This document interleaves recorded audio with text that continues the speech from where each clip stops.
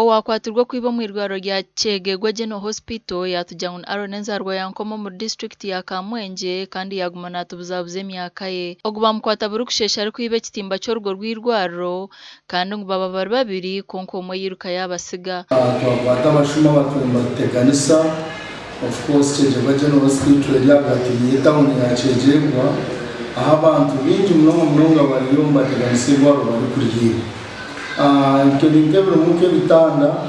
buri mu fence y'irwaro bashare rukondo bashare kitimba buri mu zakahuba ubwo mu kuciza glass cylinders na sometimes glass cylinders zimwe zibazire empty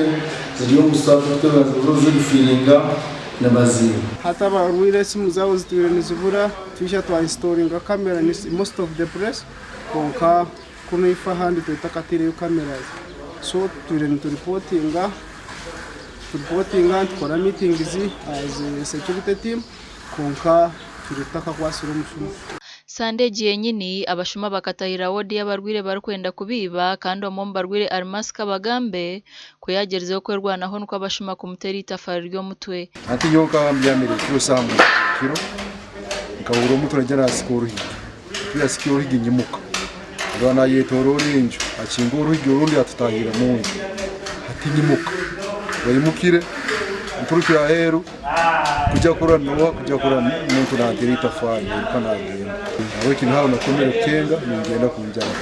akaba musuma ziri kuyiba terere abantu bona bakijegwa kwetantara okushisha ebintu by'irwariro yitu yakijegwa kandi abo weno nashange nakosa kuna nagiza kutangira irwariro nituza kumuvunana nguko amateka gakuragiye Twashangaho nabombeca hirwarire nibacura abwa abashuma bari kubiba ibintu byo kombekesa bwira bwashesha kubafe mu kusoko kutuba batubako simu ya mtwala 5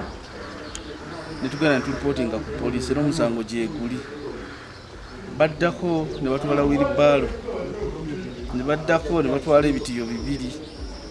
ne baddako ne batwala chuma line abo fence zimyanti wazireba fence ngirwaro zone ezo batirire ni bazitwara